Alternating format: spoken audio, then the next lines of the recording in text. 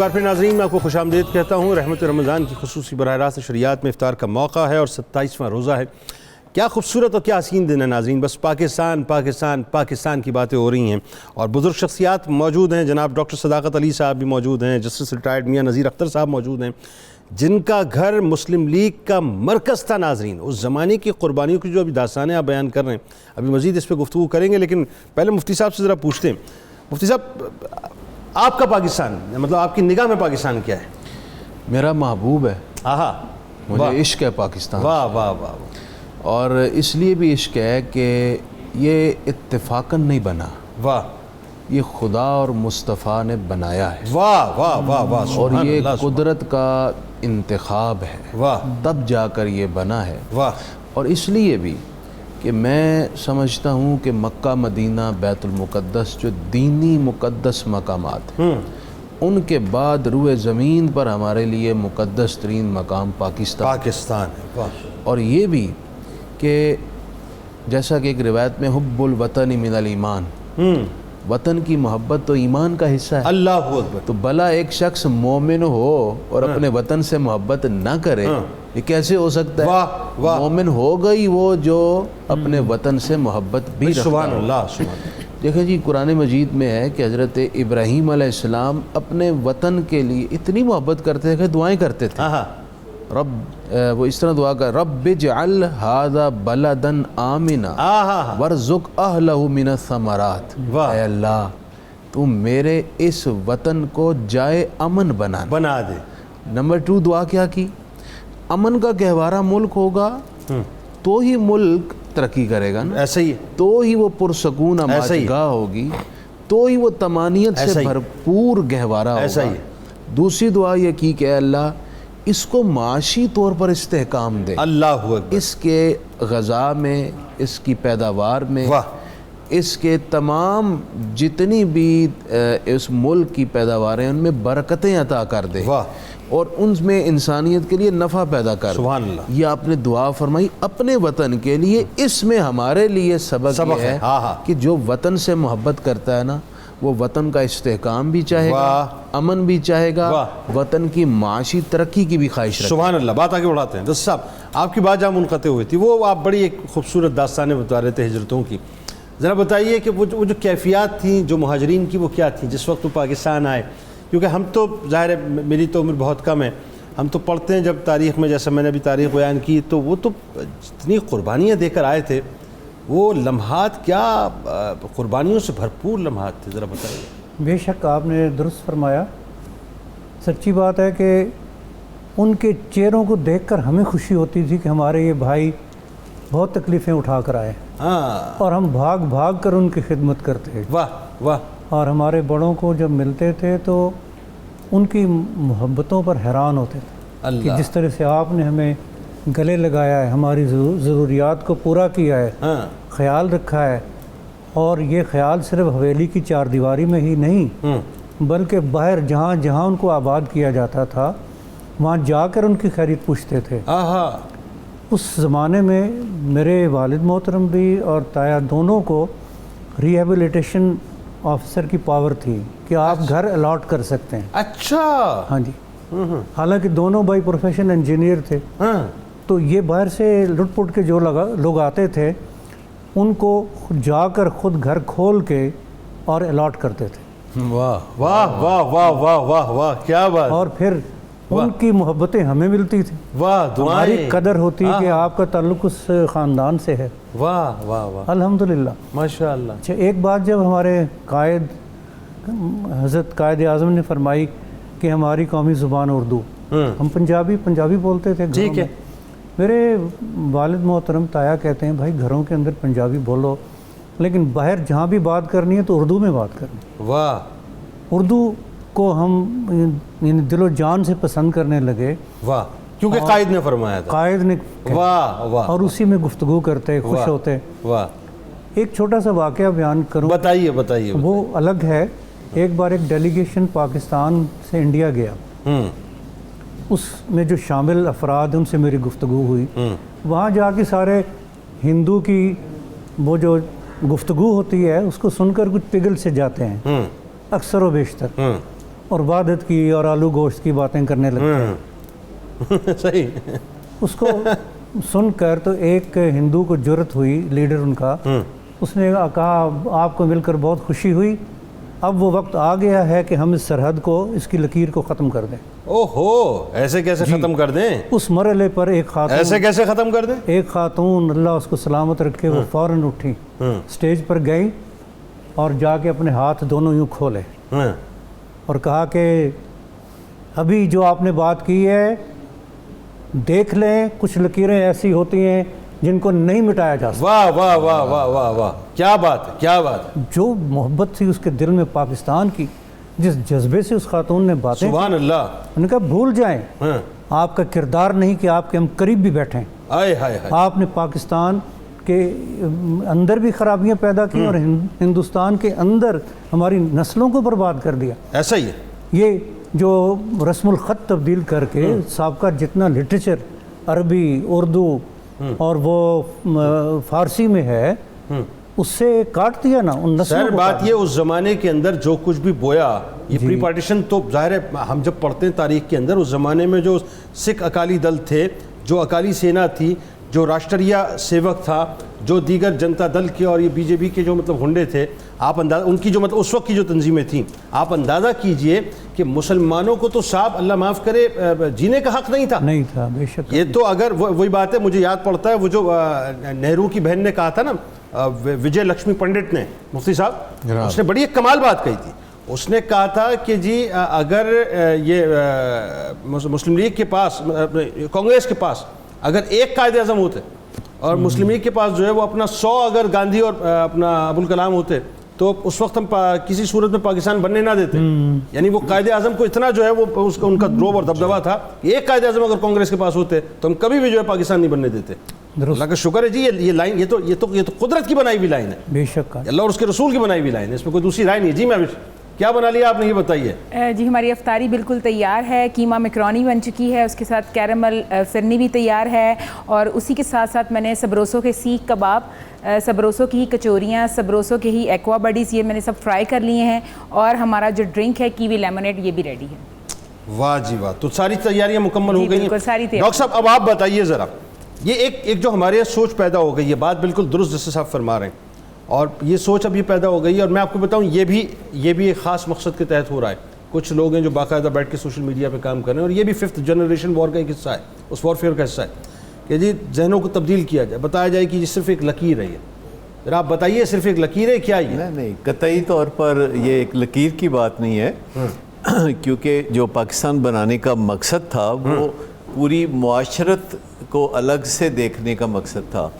اور ویسے بات ٹھیک ہے کہ کوئی جنگ نہیں ہونی چاہیے یا کوئی امن کا چارہ کرنا چاہیے, اور ہمارے ساتھ جو زیادتیاں تھرو آؤٹ پچھلے 70 سے زیادہ سال ہو گئے ہیں ادھر سے ہو رہی ہیں, اور ہمارے ملک میں جو بدامنی کی کوششیں مختلف خطوں میں وہ پیدا کرنے کی کوشش کرتے ہیں, اور ہر وقت ہمارے خلاف جنگ جویانہ وہ ذہن رکھتے ہیں, تو اس کو تو بدلنے کی ضرورت ہے. لیکن جیسے وہ اپنے گھر میں خوش رہیں اور ہم اپنے گھر میں خوش رہیں, تو یہ سیدھی سی بات ہے کہ ہماری ایک معاشرت ہے, ہمارا ایک زندگی گزارنے کا ڈھنگ ہے جو کہ ان سے بہت مختلف ہے. ہمیں ان سے کوئی دشمنی نہیں ہے, پر ہمیں اپنے معاشرت سے, اپنے رنگ ڈھنگ سے بہت محبت ہے, اور ہمیں موقع ملنا چاہیے جو کہ آج تک ہمیں مل نہیں سکا ان کی آپریشن کی وجہ سے. ہمیں موقع ملنا چاہیے کہ ہم اپنی معیشت کے اوپر کام کر سکیں, کیونکہ جب ایک اتنا بڑا اور ظالم دشمن ہمارے ساتھ ہر وقت جو ہے ہمیں آنکھیں دکھا رہا ہوتا ہے, تو ہمیں اپنا چارہ کرنا پڑتا ہے, جس کی وجہ سے ہماری معاشی ترقی کی رفتار بہت رکتی ہے. پر ان سب چیزوں کا حل یہ ہے کہ ہم میں سے ہر فرد جو کہ اپنے آپ کو پاکستانی کہتا ہے, اور وہ اپنی جو معاشی ذمہ داریاں ہیں ان کو بدرجہ اتم سمجھے, یعنی ایز پاکستانی اپنی ذمہ داریوں کو پورا کرے, ایز پاکستانی, کیونکہ ہم مقروض ہیں, تو یہ ہم سب کے اوپر انفرادی طور پر ایک بوجھ سمجھا جانا چاہیے کہ کس طرح ہم جب ایک آدمی کام کرتا ہے اور معاشی ترقی کے لیے کوشش کرتا ہے, تو کہیں نہ کہیں اس کا اثر ہماری ملکی معیشت پہ پڑتا ہے. ٹھیک ہے. اور ہم بات تو بڑی کرتے ہیں کہ جی ہم نے ادھر ملک سے قرضہ لیا, اس ملک سے قرضہ لیا, لیکن انفرادی طور پر ہماری ذمہ داریاں کیا ہیں اس کو دیکھنے کی ضرورت ہے. اور ہم ہر وقت کہتے رہتے ہیں کہ ہمارے لیے یہ نہیں ہے, ہمارے لیے وہ نہیں ہے. ہمیں یہ بھی دیکھنے کی ضرورت ہے کہ ہم خود پاکستان کے لیے کیا کر رہے ہیں. ہمیں ایک زمین کا خوبصورت ٹکڑا ملا جو دنیا میں اپنی مثال آپ ہے, تو ہم اس کو پراپرلی سنبھال نہیں سکے, ہم اس کو نشو و نما نہیں دے سکے, اس کی نگہداشت نہیں کر سکے. تو یہ بوجھ ہم سب پاکستانیوں کے سر پہ ہر وقت محسوس ہونا چاہیے. اور جو پاکستانی باہر دوسرے ملکوں میں جاتے ہیں معاشی مجبوریوں کی وجہ سے, عام طور پر میں نے ان کو کبھی خوش نہیں دیکھا. اگرچہ وہ باہر جا کے دولت بھی کما لیتے ہیں اور وہ وہاں بڑے بڑے اسٹیٹس بنا لیتے ہیں اپنے, لیکن جب بھی کبھی ان سے ملاقات ہوئی تو وہ ترسے ہوتے ہیں پاکستان کے لیے. ایسا ہی, اور ہم یہاں رہتے ہوئے قدر نہیں کرتے. یہ بہت ہی سب سے بڑا مسئلہ یہ ہے, سب سے بڑا مسئلہ یہ ہے جیسے صاحب یہ جو ڈاکٹر صاحب فرما رہے ہیں کہ اتنی بڑی نعمت اللہ نے عطا کر دی, لیکن اس کے باوجود ہم اس انداز سے اس کی قدر کر ہی نہیں پا رہے جس طرح سے کرنی چاہیے. آپ نے تو ظاہر ہے اتنا, آپ کے خانوادے نے, آپ کے گھر والوں نے اتنا کردار ادا کیا, مجھے تو سچی بات ہے آپ سے مل کے بے انتہا ویسے خوشی ہوئی. ویسے آپ بزرگ ہیں ماشاءاللہ, لیکن اب آپ بتائیے صاحب کہ آپ جیسی شخصیت کے جنہوں نے پاکستان بنتے ہوئے دیکھا, جس گھرانے نے پاکستان بنانے والوں کی خدمت کی, پھر آپ نے انصاری بن کر مہاجرین کی خدمت کی, ان کو ویلکم کہا, تو ذرا کیا ذمہ داریاں ہوتی ہیں ایک پاکستانی کی, ذرا وہ بھی تو بتائیے لوگوں کو. کہ جیسے ابھی مفتی صاحب نے بھی بڑے خوبصورت انداز میں یہ بات واضح فرمائی کہ پاکستان ایک نظریاتی ریاست ہے اور بنیاد وہی لا الہ الا اللہ یہ کلمہ, اور مقصد کیا تھا کہ ہم ایک اسلامی معاشرہ بنائیں جس میں اسلامی اقدار کے مطابق لوگ اپنی زندگیوں کو ڈھال سکیں. واہ. اب ہر ایک کا پہلا فرض تو یہ ہے کہ اپنا جائزہ لے, اپنے آپ کو دیکھے اور اپنے آپ کو صحیح اسلامی رنگ میں ڈھال لے. ہم دوسروں کو تلقین زیادہ کرتے ہیں, صحیح بات, ان کے گریبان میں جھانکتے ہیں. جیسے کسی نے ایک شعر میں کہا ہے کہ محتسب کا دوست ہو بس ایک ہی تو فرض ہے, ہر گریبان جھانک لے اپنا گریبان چھوڑ کر. ہائے ہائے کیا اچھی بات ہے, کیا اچھی بات. اب یہ سیلف اکاؤنٹیبلٹی کریں. یس, یہ ہونا چاہیے. اپنے آپ کی ہم اصلاح کریں اور اس کے بعد معاشرے میں دیکھیں. واہ. بحیثیت پاکستانی صرف افراد نہیں بلکہ اداروں نے بھی اپنا فرض پورا کرنا ہے. واہ. فوج نے پورا کرنا ہے, عدلیہ نے کرنا ہے. واہ. اور سب کو بنیادی طور پر اپنے ملک سے محبت رکھتے ہوئے, شدید محبت, اور اس کی ترقی میں دلچسپی لینی چاہیے, اس کے دفاع میں دلچسپی لینی چاہیے, اور اس میں اس اسلامی نظام کو اور اقدار کو لانے کی بھرپور کوشش کرنی چاہیے جس کی خاطر پاکستان بنا ہے, جس کمٹمنٹ پہ پاکستان لیا ہے. درست ہے. جس کمٹمنٹ پہ پاکستان لیا ہے, یعنی بالکل اس طرح کی بات ہے کہ مدینہ پاک کے بعد دنیا میں دوسری اسلامک آئیڈیالوجی کے اوپر اگر کوئی مطلب زمین ملی ہے تو وہ پاکستان ملا ہے. بے شک, اور یہ اللہ سے ہم نے کمٹمنٹ سے لیا ہے. بلکہ میں تو, مجھے کہنے دیجئے جملہ ادب کے ساتھ, کہ میں اس پاکستان کو بشارت مصطفیٰ صلی اللہ علیہ وسلم کہتا ہوں. میں اس پاکستان کو خواہش مصطفیٰ صلی اللہ علیہ وسلم کہتا ہوں. آپ نے بڑا اچھا پیغام دیا جی, بہت شکریہ. آپ لوگ تشریف لائے, آپ سے تو انشاءاللہ کلام و افطار کے بعد سنیں گے. اب آئیے ناظرین, مفتی صاحب موجود ہیں, قصیدہ غوثیہ کی جانب چلتے ہیں, اور پھر اس کے بعد چونکہ آج ظاہر ہے پاکستان ڈے بھی ہے تو پاکستان کے لیے اور امت مسلمہ کے لیے مل کے دعائیں کرتے ہیں. بسم اللہ. بسم اللہ الرحمن الرحیم. اللهم صل على سيدنا ومولانا محمد معدن الجود والكرم وعليه وبارك وسلم.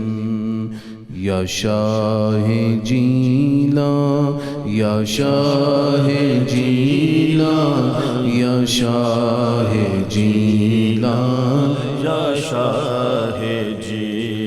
سقاني الحب كاسات الوصال فقلت لخمرتي نحوي تعالي ساعت ومشت لنحوي في كؤوس فهمت بسكرتي بين الموالي فقلت لصائر الأقطاب لموا بحالي وادخلوا وانتم رجالي وهموا واشربوا وانتم جنودي فساق القوم بالوافي ملالي. شربتم فضلتي من بعد سكري ولا نلتم علوي واتصالي مقامكم العلا جمعا ولكن مقامي فوقكم ما زال علي أنا في حضرة التقريب وحدي يصرفني وحسبي ذو الجلال أنا البازي وأشهب كل شيخ ومن ذا في الرجال يعطي مثالي كساني خلعة بطراز عزم وتوجني بتيجان الكمال وولاني على الأقطاب جمعا فحكمي نافذ في كل حال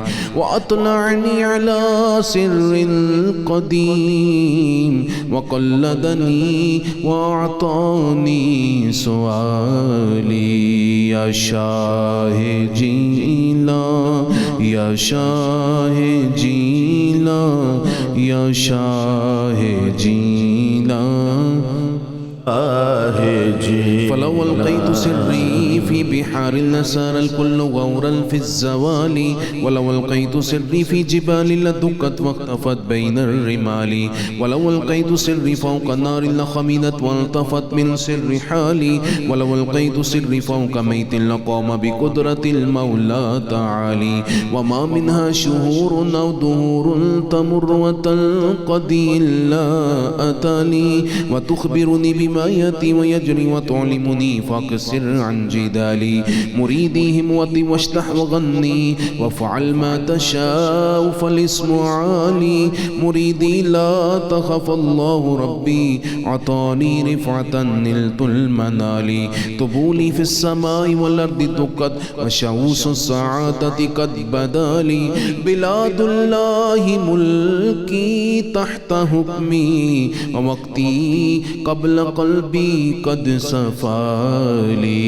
يا شاه جيلا يا شاه جيلا يا شاه جيلا يا شاه نظرت إلى بلاد الله جمعا كخردلة على حكم اتصالي وكل ولي له قدم مني على قدم النبي بدر الكمال مريدي لا تخف واش فإني عزوم قاتل عند القتال أنا الجيلي محي الدين اسمي وعلامي على رأس الجبال أنا الحسن والمخضع مقامي وأقدامي على عنق الرجال وعبد القادر المشهور اسمي وجدي صاحب العين الكمال تقبلني ولا تردد سؤالي أغثني سيدي انظر بحالي يا شاه جيلا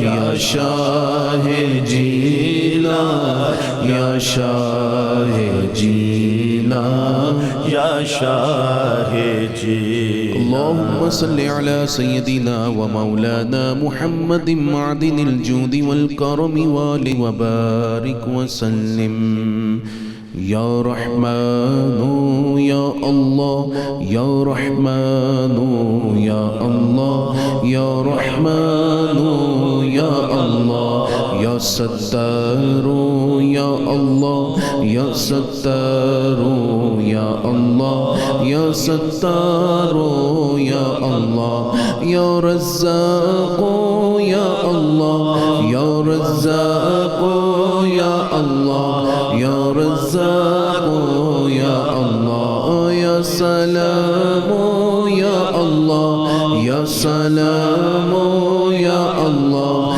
يا سلام يا الله يا حي يا قيوم يا حي يا قيوم يا حي يا قيوم يا مسبب الأسباب يا مسبب الأسباب يا مسبب الأسباب يا ذا الجلال والإكرام الحمد لله رب العالمين والصلاة والسلام على سید الانبیاء والمرسلین اے پروردگار عالم اپنے فضل اور مہربانی سے ہم سب کے آج کے روزے کو قبول فرما لیں اور ابھی تک جتنے روزے گزرے ہیں سارے ہی روزے اپنی بارگاہ میں قبول کر کے رمضان کی شفاعت ہمارا مقدر بنانا اے اللہ کریم پہلا عشرہ رحمت کا تھا تیری خاص رحمتیں اتری دوسرا عشرہ بخشش و مغفرت کا تھا تیری مغفرتیں تقسیم ہوئی. اے اللہ اب دوزخ سے آزادی کے عشرے کے آخری دن ہیں. پروردگار ہم سب کو دوزخ سے نجات بخش دے.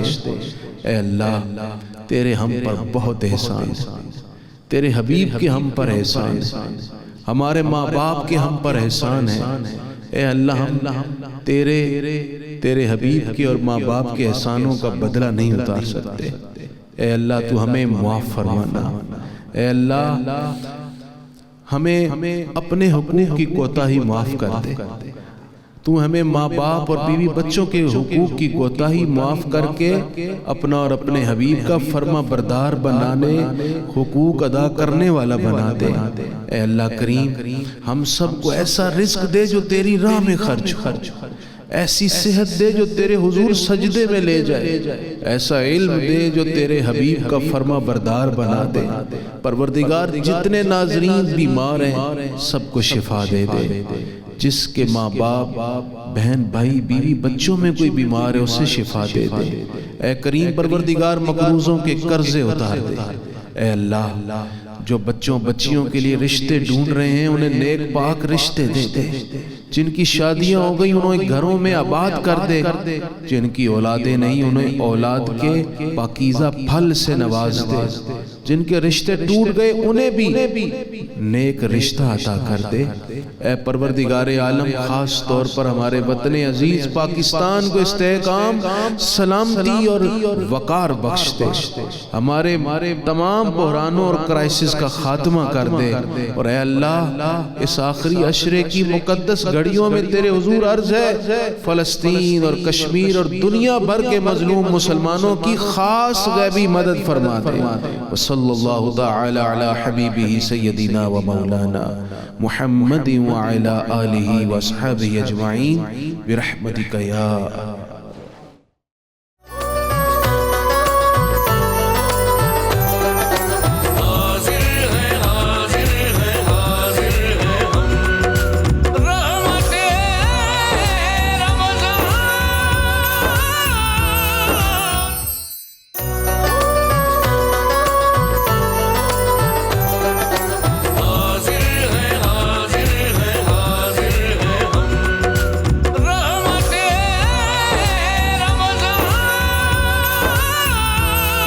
السلام علیکم. اور دو ممتاز شخصیات ناظرین اس وقت ہمارے ساتھ موجود ہیں. پہلی شخصیت آپ کے ہمارے ہم سب کے انتہائی قابل احترام ہیں، ممتاز عالم دین ہیں، میرے دل کے بہت قریب ہیں، محترم جناب مفتی محمد فاروق القادری صاحب. اور دوسری شخصیت ممتاز اسکالر، یقیناً کسی تعارف کے محتاج نہیں ہیں، محترم جناب پروفیسر نصیر قادری صاحب. آپ دونوں احباب کو ایک بار پھر السلام علیکم اور خوش آمدید. اور بہت بہت مبارک تمام دیکھنے والوں کو اور خاص طور پہ آپ تمام حضرات کو. آج ماشاءاللہ 27واں روزہ بھی اپنے اختتام کو پہنچا، لیکن ساتھ ساتھ یوم پاکستان بھی آج ہے. تو آج پاکستان کے حوالے سے ناظرین بات ہوگی، بس پاکستان ہوگا. مفتی صاحب ذرا بتائیے، اب جو ایک بہت بڑا سوال ہے کہ پاکستان بنانے والوں نے پاکستان بنا کر تو دے دیا، 20 لاکھ سے اوپر جانوں کے نذرانے بھی پیش کر دیے، ہجرتوں کی ایک طویل داستان ہے جو میں نے ابتدا میں بیان کی، بس وہ سمجھ لیجئے کہ اس کے سینوپسس تھے، ورنہ معاملات تو قیامت صغریٰ سے زیادہ. بحیثیت پاکستانی ہماری کیا ذمہ داریاں بنتی ہیں بتائیے؟ سب سے پہلی ذمہ داری یہ ہے کہ اس ملک کے ہر شہری کو، ہر پاکستان کو محب وطن ہونا چاہیے. یہاں کے کانٹے دیگر ترقی یافتہ ممالک کے پھولوں سے زیادہ ہمیں عزیز ہوں. واہ کیا اچھی بات ہے. نمبر 2، مشکلات اور آزمائشوں کی گھڑیاں قوموں پر آتی ہیں. بڑی سے بڑی مشکل اور آزمائش میں بھی قربانی کے جذبات سے سرشار ہونا بھی بحیثیت پاکستانی اور بحیثیت پاکستانی قوم کے ایک فرد کے ہماری رسپانسبلٹی. واہ کیا اچھی بات. تیسری بات یہ ہے کہ غریب ہو یا امیر، طاقتور ہو یا کمزور، ہر پاکستانی کو اپنے آپ کو آئین پاکستان اور پاکستانی قوانین کا تابع سمجھنا بھی ہماری ذمہ داری ہے. بہت اچھی بات. ورنہ کوئی قوم کبھی بھی اپنا وجود قائم نہیں رکھ سکتی اچھی بات جب تک وہ انصاف کے آگے برابری کی حیثیت سے جواب دہ نہ ہو. واہ. چوتھی بات یہ ہے، قوموں میں اتحاد اور اتفاق نہ ہو تو بڑی سے بڑی قوم بھی ایک وقت آتا ہے کہ اپنا وجود کھو بیٹھتی ہے. علاقائی، لسانی یا قومی تعصبات سے بالا تر ہو کر مساوات کی لڑی میں پرو کر ایک قوم بننا ہوگا. یہ ہماری بحیثیت پاکستانی ذمہ داری ہے.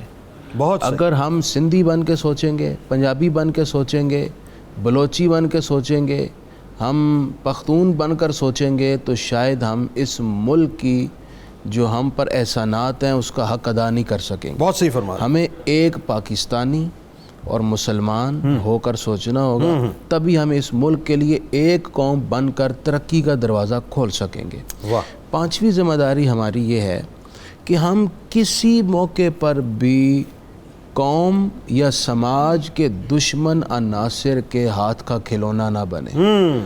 کوئی اگر پوسٹ آ جاتی ہے جو ہماری قومی سالمیت کے خلاف ہے تو قطعی طور پر اسے شیئر نہیں کرنا چاہیے. بہت اچھی بات, بہت اچھی بلکہ بات اس کو کنڈیم کرنا چاہیے. میں آپ کو ایک مثال دوں, میں ابھی رمضان شریف سے پہلے کسی ملک میں گیا تو وہاں ایک غریب ملک تھا, تو وہاں ایک ٹیکسی میں سفر کر رہا تھا.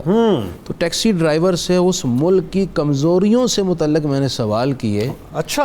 تو اس ڈرائیور, ایک غریب آدمی ڈرائیور ہے, لیکن اس نے اپنے ملک کا اور اپنی قوم کا اور اپنی حکومت کا ایسا دفاع کیا کہ میں حیران ہو گیا. واہ. میں نے اس کی تحسین کی, اس کی تعریف کی. بہت اچھی بات. اور میں نے اس سے یہ سبق لیا کہ ہم اپنے ملک میں, اپنے گھر میں جیسے بھی ہوں, ہمیں دوسروں کے سامنے اپنی عزت اور وقار کو بہرحال قائم رکھنا چاہیے. کیا اچھی بات آپ. اس لیے ہمیں کسی بھی سماج دشمن, قوم دشمن, پاکستان دشمن عناصر کی پوسٹ کو شیئر نہیں کرنا چاہیے, بلکہ ان کی سازش کو بھانپ کر, جس کی جانب آپ نے اس برس بار بار قوم کی توجہ دلائی ہے, 5th جنریشن وار, یہ اس کا ایک حصہ ہے. ہم نے اس کا حصہ, اس کا کھلونا نہیں بننا. اس کا نقصان آ جا کے ہماری قوم اور ہمارے ملک کا ہی ہونا ہے. ایسا ہی ہے. اور ایک خاص بات یہ ہے کہ ہمارے ملک کے اندر بھی سیاسی عناصر کی آپس میں اختلافات ہوتے ہیں, اگرچہ ہم اس کو بہت کنڈیم کرتے ہیں, کیونکہ ان کے ٹاک شوز میں جو گفتگو کا معیار ہے یہ ایک 3rd کلاس معیار ہے, جس سے قوموں کے اخلاقیات بگڑ رہے ہیں. لیکن میں اپنے سننے والوں سے عرض کروں گا کہ آپ اپنے اخلاق پر ان کے اخلاق کا اثر نہ ہونے دیں, اپنے اخلاق کو کسی طور پر, کیونکہ اخلاق قوموں کی شناخت ہوتی ہے. اگر ہمارے اخلاق بگڑے تو ہمارا بحیثیت پاکستانی, بلکہ پاکستان کا جو تصویر ہے یا تصور ہے, وہ دوسری قوموں کے سامنے اچھا نہیں رہتا. اور بہت امپورٹنٹ بات جنید بھائی یہ ہے, جس طرح دنیا کے جرائم میں شاید سب سے بڑا جرم یہ کہلائے کہ وہ بدنصیب جو اپنے ماں کے منہ سے لقمہ چھین لے یا اپنی ماں کے سر سے دوپٹہ اتار لے, تو یہ سن کر ہی دنیا اس پر لعنت کرے گی, صحیح بات, اس کو تف کرے گی, صحیح بات, اس کو برا جانے گی. صحیح بات. یہ ایسا ہی ہے وہ شخص جو اپنی ماں جیسی مملکت, ریاست کو لوٹتا ہے, اس کرپشن کرتا ہے. اور حیرت کی بات یہ ہے جنید بھائی, ایک عام آدمی جو پڑھا لکھا نہیں ہے, جس کو شعور کا وہ درجہ, وہ لیول حاصل نہیں, وہ اگر ڈاکہ مارے, وہ اگر چوری کرے, تو بات کچھ نہ کچھ جواز کی نکلتی ہے, اس کو سمجھ نہیں ہے. ہمارے ہاں تو اصل مسئلہ یہ ہے, پڑھے لکھے اور ہائی فائی ڈگریاں لیے ہوئے اربوں سے کم کی کرپشن پر ہاتھ نہیں مارتے. تو اب جائے تو جائے کدھر قوم.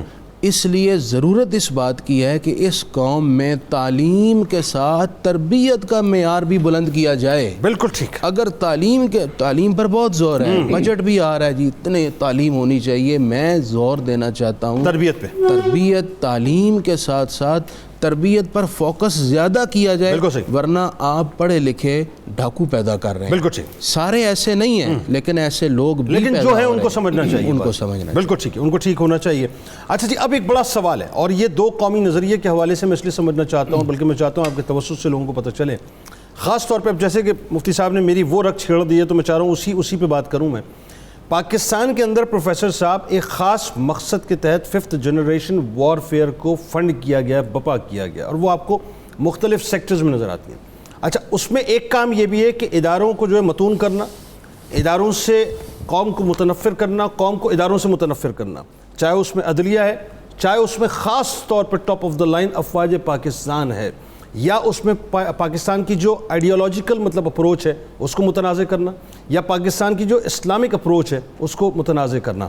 ذرا یہ بتائیے کہ دو قومی نظریہ جو کہنے والے روا روی میں کہہ دیتے ہیں کہ صرف ایک لکیر ہے صاحب، یہ تو اب آبسلیٹ ہو گیا، آؤٹ ڈیٹڈ ہو گیا، کیا کہیں گے؟ بہت شکریہ جنید صاحب۔ بسم اللہ الرحمن الرحیم۔ اللہ کریم خود قرآن کریم میں ارشاد فرماتے ہیں لکم دینکم ولی دین، جس کا مطلب یہ ہے کہ تمہارے لیے تمہارا دین اور ہمارے لیے ہمارا دین۔ بالکل ٹھیک۔ دنیا میں چند ممالک ہیں جو ایک نظریے کی بنیاد پر ان کا وجود سامنے آیا، ان میں سے سر فہرست اگر کوئی نظریے کی بنیاد پر کوئی سٹیٹس کوئی ریاست آئی ہے الحمدللہ وہ پاکستان ہے۔ ہاں، مدینہ کے بعد، مدینہ شریف کے بعد، مدینہ شریف کے بعد تو ایک ہم اس کو تو نہیں ساتھ لے رہے، مدینہ شریف تو ہے ایک، وہ اسی کی بنیاد تو وہی اسی کا پڑتا ہو پاکستان۔ اس وقت ہم دیکھ رہے ہیں نظریہ ایک آئیڈیالوجی ہے، ایک سوچ ہے، ایک فکر ہے، ایک تصور ہے اور ایک خیال ہے۔ جب تک آپ کے پاس کوئی نظریہ نہیں، آپ کوئی فیصلہ نہیں کر سکتے، آپ کوئی قدم اٹھا ہی نہیں سکتے۔ نظریہ پاکستان، اس کی تعریف ڈاکٹر سید عباس صاحب نے بڑی اچھی کی، کہتے ہیں اسلام اور نظریہ پاکستان دونوں ہم معنی ہے۔ ڈاکٹر عباس صاحب کہتے ہیں اسلام اور پاکستان جو ہے دونوں ہم معنی ہے۔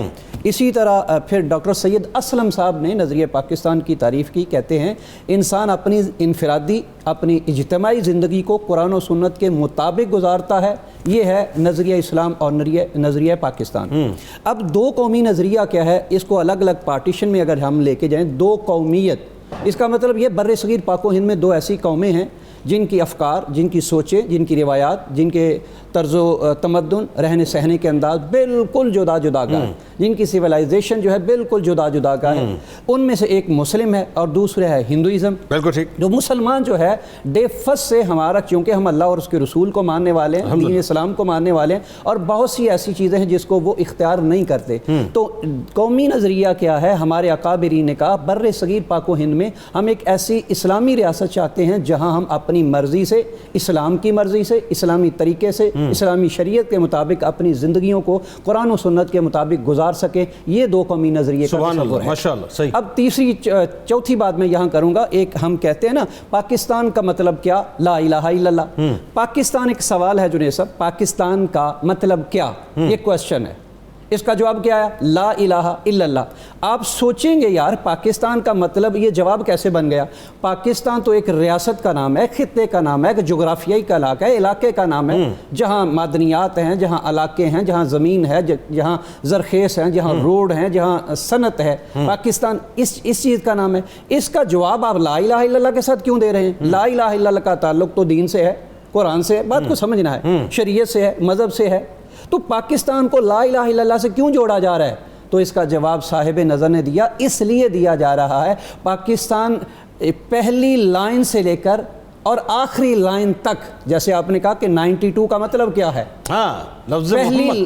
پہلی لائن سے لے کر پاکستان کی حدود کی آخری لائن ہمیں یہ بتا رہی ہے کہ یہ وطن کی ایک ایک مٹی کے اندر لا الہ الا اللہ محمد رسول اللہ ہے۔ ماشاءاللہ، ماشاءاللہ، یہ مطلب ہے پاکستان کا مطلب۔ اچھا، وہ آپ کی بات، وہ بیچ میں جو آپ دو قومی نظریے کی کر رہے تھے، میں آپ کو بتاؤں یہ بھی قدرت کی کیسی بنت ہے۔ مفتی صاحب آپ کو یہ توجہ چاہیے کہ جب ابو ریحان البیرونی 1000 سال پہلے سرزمین پہ آیا تو اس نے تو اسی وقت بتا دیا تھا دو الگ تہذیبیں، اور مجدد الفسانی جو ہیں، میں مطلب بیسکلی فاؤنڈر آف دو قومی نظریہ اگر میں کسی کو مانتا ہوں تو مجدد الفسانی رحمۃ اللہ علیہ، انہوں نے 500 برس پہلے بنیاد رکھ دی تھی۔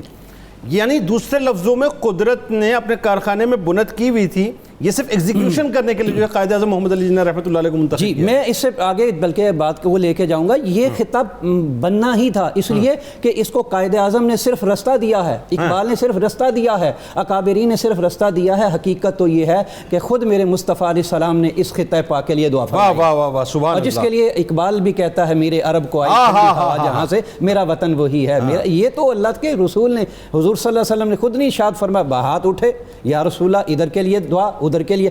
حضور اس خطے کے لیے، ہند کے لیے آپ کیوں دعا فرما رہے ہیں؟ حضور علیہ السلام نے فرمایا ایسے میرے عاشق پیدا ہوں گے، انہوں نے مجھے دیکھا تو نہیں ہوگا مگر میرے نام پہ میری جان پہ کرنے کے لیے تیار۔ وہ جو اپنا کیا کہتے ہیں، یہ ریاست تو جو ہے حضور صلی اللہ علیہ وسلم پہلے ہمیں بتا کے دے دی جناب۔ وہ چاپ بہار کا جو تھا نا، وہ اپنا چکروتی فرماس جناب جس نے وہ شق القمر کے واقعے کے بارے میں سنا تھا اور پھر وہ عشق کے مصطفیٰ صلی اللہ علیہ وسلم میں جو ہے وہ دوڑتا دوڑتا مدینہ شریف تک پہنچ گیا تھا, ادرک کا تحفہ لے کے گیا تھا. بعد میں جب وہ سرکار علیہ السلام سے پوچھا, سرکار علیہ السلام آپ واپس چلے جائیں, تو ابھی عمان میں اس کی جو بندرگاہ ہے وہاں پر اس کا باقاعدہ مزار ہے, وہ ایمان لایا تھا. تو یہ پہلا شخص تھا جو اس خطے سے اٹھ کے گیا تھا اور سرکار علیہ السلام پہ ایمان لے کے جو ہے واپس لوٹا تھا. بہرحال ہمارے ساتھ رہیں ناظرین, کیونکہ واپسی جب ہم آئیں گے تو واپس آ کر میں خاص طور پہ مفتی صاحب سے پوچھوں گا کہ آزادی بہت بڑی نعمت ہے صاحب, بہت بڑی نعمت ہے, ہم اس کی قدر اس انداز سے کیوں نہیں کرتے جس انداز سے کرنی چاہیے. واپس لوٹتے ہیں.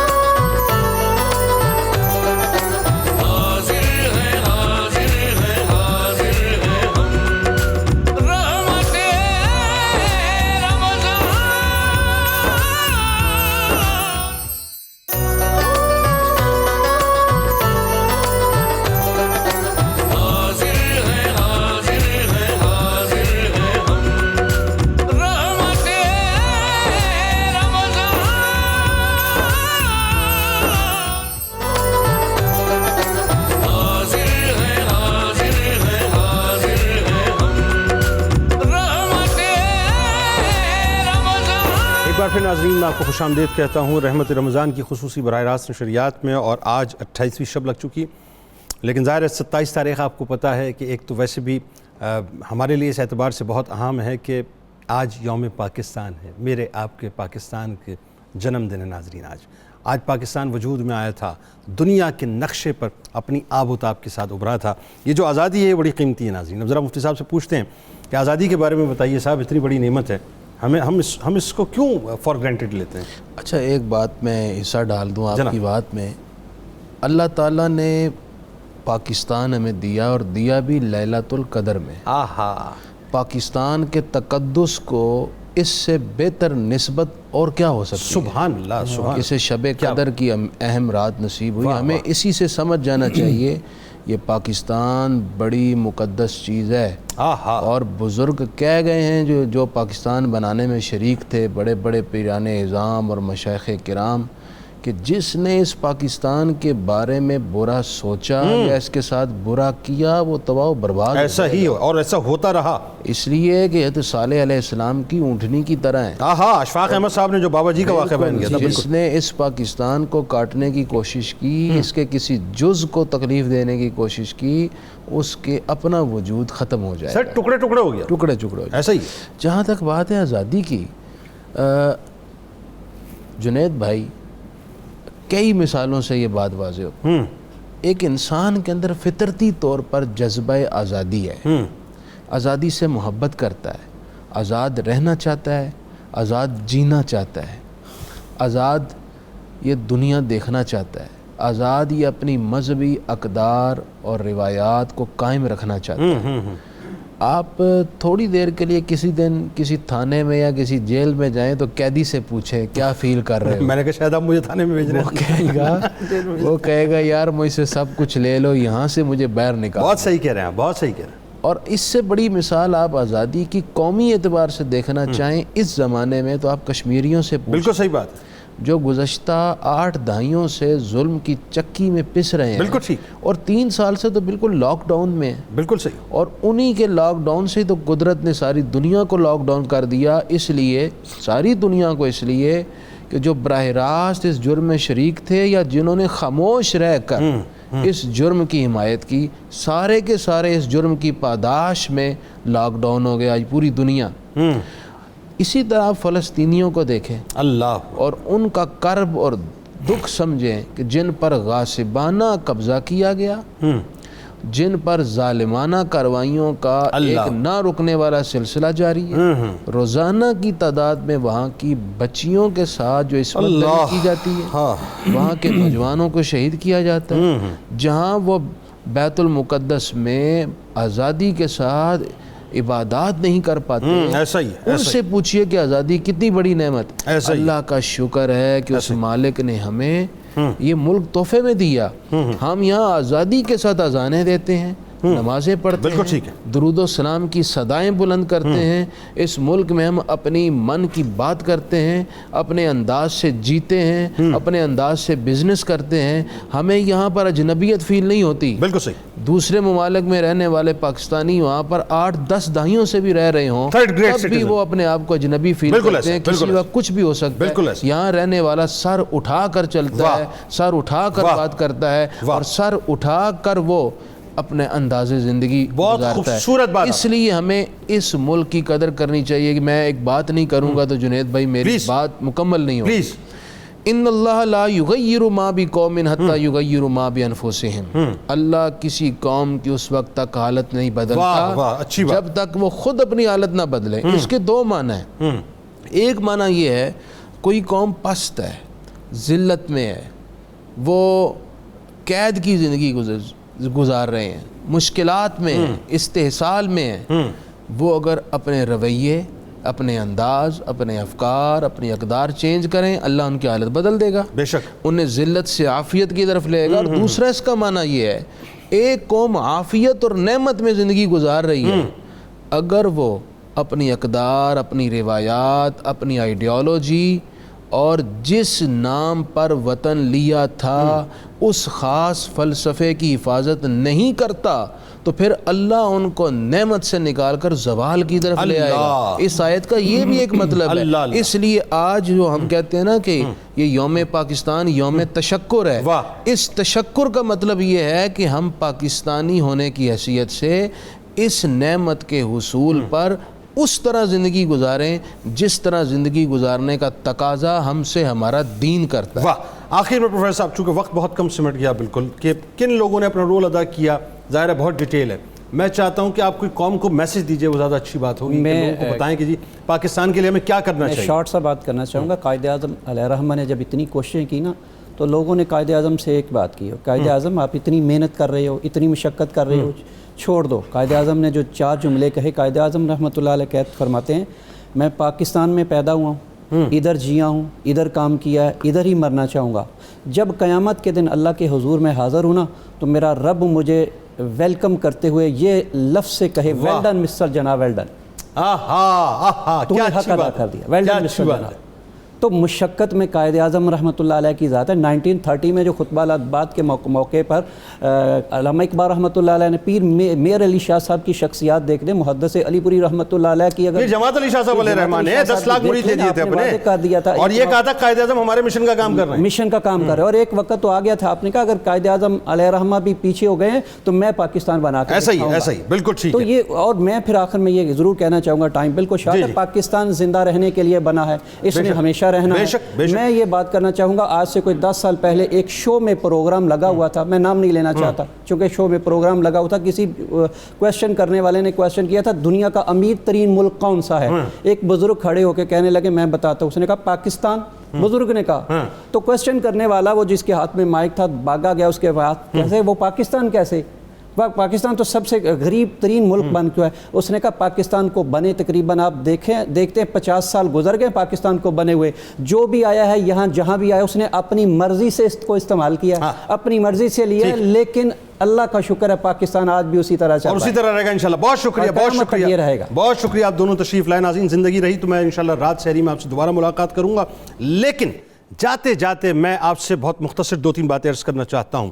دیکھیے صاحب, یہ جو 5th جنریشن وارفیئر کے جتنے بھی ہرکارے ہیں نا, جو ٹویٹر گینگ ہے اور فیس بک بریگیڈ ہے یا سوشل میڈیا بریگیڈ ہے جو کہ فنڈڈ ہے, ان کو میں ایک پیغام ذرا مختصر سا, بڑا یوں سمجھ لیجئے کہ انتہائی سافٹلی دینا چاہتا ہوں کہ 2 قومی نظریے پہ آپ کتنے ہی مغلظات بکیں یا آپ اس کو صرف ایک لکیر قرار دیں, یہ ایک لکیر نہیں ہے, یہ قدرت کا فیصلہ ہے جو کہ حتمی فیصلہ ہے جو اللہ تعالیٰ نے پاکستان کی صورت میں ہمیں عطا کر دیا ہے. اگر آزادی کی قیمت کو, اس کی قدر و قیمت کو, اس کی حیثیت کو اگر آپ نہیں سمجھ رہے تو یہ ہمارا قصور نہیں ہے, لیکن اگر سمجھنا چاہتے ہیں تو آئے آپ کو لیے چلتا ہوں شام میں چلیں صاحب, آپ کو پتہ چلے گا کہ کس طرح سے وہاں پر شہادتیں ہو رہی ہیں, اور آزادی کے نام پر وہ کیسی آہو بکا کرتے ہیں اور ترستے ہیں اور تڑپتے ہیں کہ انہیں آزاد فضاؤں کے اندر اللہ اور اس کے رسول صلی اللہ علیہ وآلہ وسلم کے نام لینے کا موقع دیا جائے. اگر آزادی کی اہمیت کو سمجھنا ہے تو روہنگیا کے مسلمانوں سے پوچھیں کہ جن کو کاٹا جا رہا ہے, جن کو زندہ درگور کیا جا رہا ہے, وہاں پر وہ بیٹھ کر اللہ اور اس کے رسول صلی اللہ علیہ وآلہ وسلم کا نام آزادی سے نہیں لے سکتے. اگر آزادی کی اہمیت کو سمجھنا ہے تو کشمیر جائیے صاحب, کہ کشمیری ماؤں بہنوں بیٹیوں اور بچوں کے ساتھ اور بزرگوں کے ساتھ کیا ہو رہا ہے. جیسا کہ مفتی صاحب نے فرمایا کہ 72 برس سے دنیا کی سب سے بڑی جیل اگر اس دنیا میں اس خطہ ارضی پہ کوئی ہے تو وہ کشمیر کی جیل ہے. اور اگر آزادی کی اہمیت کو سمجھنا ہے تو جائیے مسجد اقصیٰ کے نمازیوں سے پوچھئے کہ جن کو نمازوں کے درمیان شہید کر دیا گیا ہے, کہ وہاں پر وہ کھلی فضا میں بیٹھ کر اللہ اور اس کے رسول کا نام نہیں لے سکتے.